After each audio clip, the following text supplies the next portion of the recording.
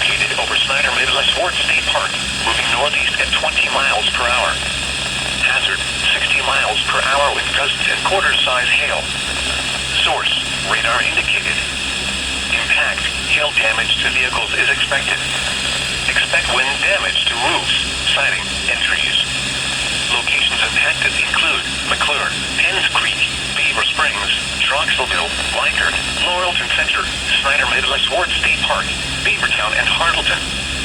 For your protection, move to an interior room on the lowest floor of a building. Repeating, a severe thunderstorm warning has been issued until 8:45 p.m. for the following counties: Julietta, Mifflin, Snyder, and Union.